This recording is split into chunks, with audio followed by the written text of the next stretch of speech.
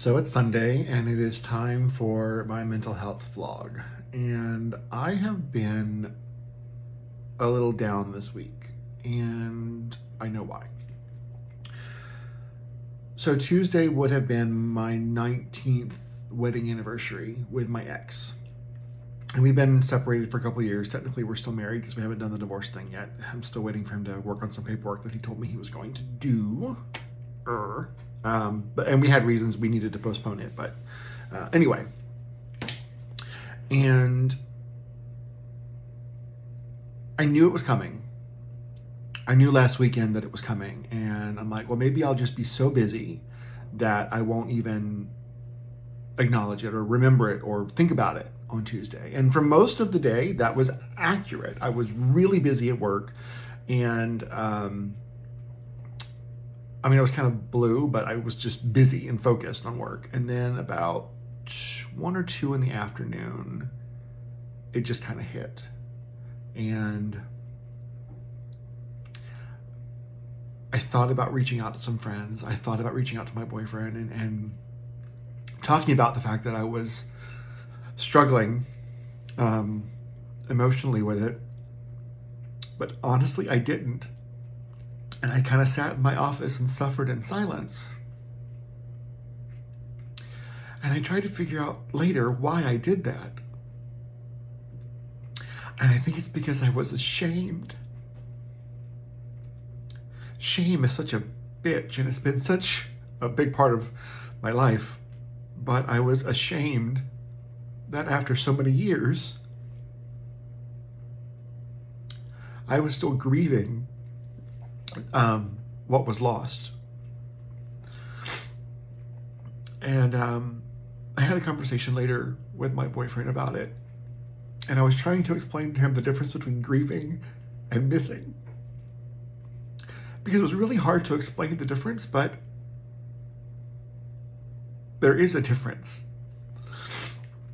It's like I'm not missing that marriage, that happiness, that it's not like I want to go back to that, because I've grown so much since then, and I've seen so many detrimental flaws that were in that relationship. But all the feelings of failing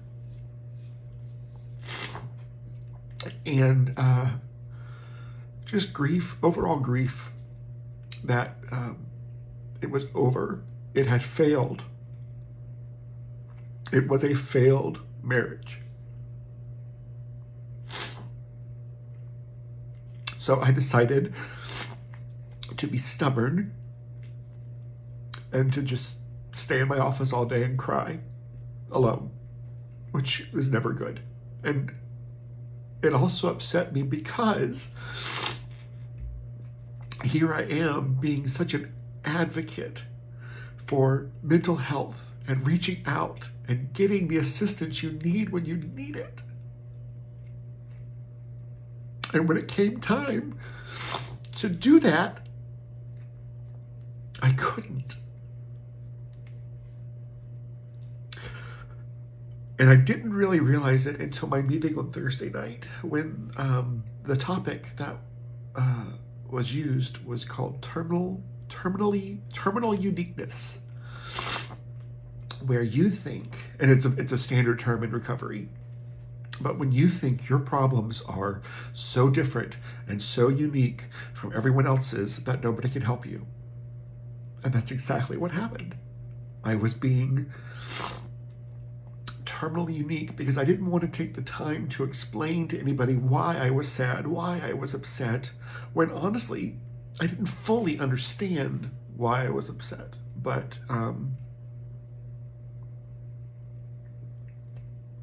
so I failed myself by not reaching out to someone when I needed support. And my boyfriend later said, you can always come to me if you just need support. And I'm like, I really can't, Because if I come to you because I'm emotional or I'm sad because of something that has to do with my ex, you are a problem solver. You're going to try and dissect it and explain it and theorize it and blah. And that's not what I wanted.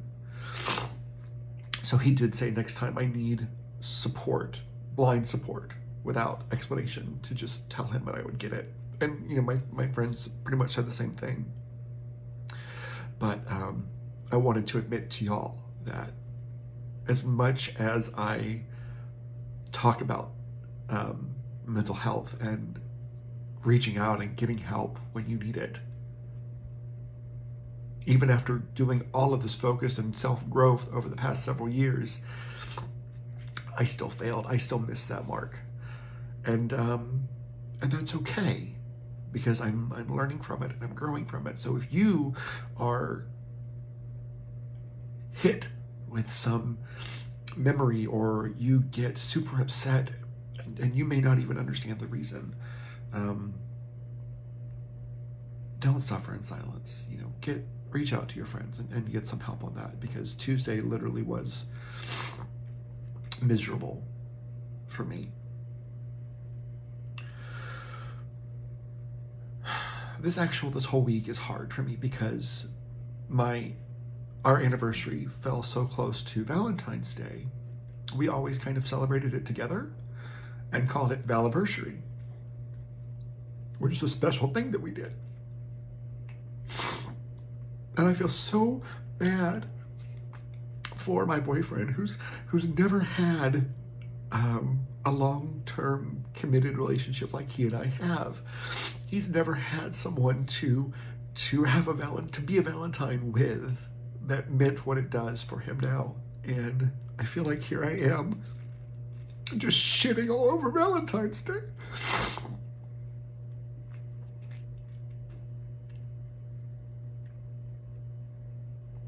My personal struggles impact a day that he's been really excited about. And he actually, they came early, but he got me the most beautiful flowers for Valentine's Day. So many of them. And you know, we don't have extravagant budgets for stuff like that right now. And it was just very, very sweet. I actually feel kind of bad, and he's going to see this, so he's going to know in a second what's going on, but oh well. I bought him a little box of chocolates, and I have a gift for him and a card for him. I didn't go all out this year for Valentine's Day. And as I was putting my son's stuff together to give him early, because I'm not going to see him tomorrow, I realized that the chocolates that I got for my ex, most of them all have nuts in it, and he hates nuts. And I'm like, oh shit. Like I saw the brand. I knew that was a brand that he really liked, so I got this nice fancy box of chocolates. And then as I was looking at it the other day, I'm like, oh, these have nuts in it. Shit. So I had to go back to get him something different, which he'll get tomorrow. But since I have the chocolate and they have nuts in them, I mean, I'm eating them. I mean, don't want them to go to waste. It's also really hard because my boyfriend is worried about some of the few pounds he's put back on since his surgery, and he is already going back to the mentality of, I'm going to be fat again, and his words, not mine. And I'm trying to keep him off of that catastrophizing a few pounds, exaggerating a few pounds, or worst case scenario, because his whole mentality towards food has changed. His eating habits have completely changed. So we knew this was going to happen. We knew he'd lose as much as he was going to lose, which has been a lot after the surgery, and that he would level out and put some back on. But he's not real happy with the fact that he's put some back on. But anyway, I digress. Some other great things happened this week. My son, we had passed his Taekwondo test. My boyfriend and I went to his belt ceremony on Friday night before bringing him home, where he was awarded his first degree black belt, which he was already a black belt, but it's level 3. So I'm getting mixed information. I'm not sure if there's a level 4 before he moves to second degree, or if his next test is just second degree black belt. So I have to look at that more. But anyway, very, very proud of him for that. What else are we working on? Oh my God, we keep planning to have this garage sale to get all the stuff out of our garage, and it's just one of those things that we keep pushing off and pushing off and pushing off. And we need to set a weekend. We need to go in there. We need to photograph all the crap we have for garage sale and start promoting it just to get it gone. Because honestly, at this point, I'm ready to just put it all on the curb on heavy trash day and just be done with it, just to get the space in the garage back. We're starting to sell some stuff on eBay, which we've been putting off. And I know I have stuff to sell on eBay, but anyway, work has been super, super busy. I raised my prices on my shop and orders are still coming in. I was hoping that it would slow down a little bit, but I only raised them 99 cents. So evidently people still like my stuff $11.99 worth versus $11 worth. So, okay. Saw my first ever movie in 4DX and didn't really know what to expect. I didn't even know it was 4DX until we got to the theater and saw the tickets were 20 bucks a piece. I'm like, why? So anyway, it's 4DX, which if you don't know, 4DX is like, there's air puffers everywhere, there's water everywhere, there's gigantic fans, and your seats, like rows of 4 seats, will just move and whatever as the action is going in the movie. Now, I was seeing an action movie, a disaster movie to be more specifically, because I love disaster movies. Even bad disaster movies are good for me because I love to see destruction when it's fake. Someone asked me, well, did you enjoy watching 9/11? No, I didn't enjoy watching no, that's morbid. What the fuck? I like seeing it if it's fake. Like Independence Day, White House getting blown up. I get to envision who I want to see in that White House when it blows up, and that's fun for me. I'll let you guess who. I do. I love disaster movies. Anyway, a lot of action, and holy crap, I felt like I needed a seatbelt. If you have gone to Epcot or Disney and like done the Star Wars stuff where you sit in the room and everything moves and it's like the major simulator, it's like that, but for 2.5 hours. Now you're not moving constantly, and some of the effects are really cool. Like when we were floating in space, the seats would list really slowly around and you would feel weightless. So it was actually kind of cool. But when there were major disaster scenes and I'm holding my popcorn and popcorn is flying out of my bucket because I'm moving so much, it's a little intense. I was worried I was going to have a whiplash, but super fun. And now I want to see all my movies in 4DX because yes, I'm complaining about it, but it was really cool. Okay. So I've gone through the gambit of emotions. I've gone through really cool to depressed to all that kind of fun stuff. And I think the bottom line, the one thing I'm taking away from this week, with all the emotions that I've had this week, is I still have room to grow. I'm still grieving, and that's okay. It's going to take as long as it takes not to.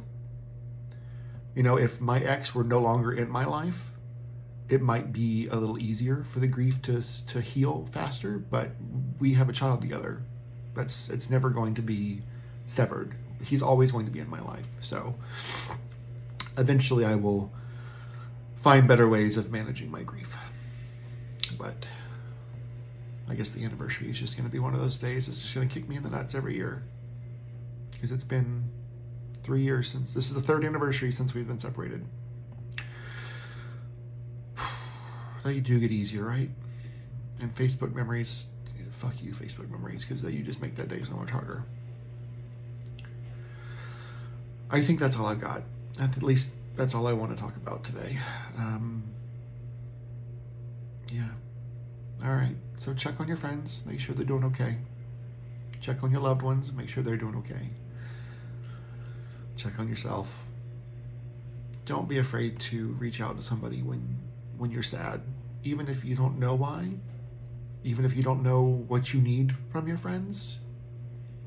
Reach out, just be like, hey, I'm kind of blue, I'm kind of sad. Can we text for a minute? Can we chat for a minute? Can we get coffee? Can we just hang out and be? That's what your friends are for.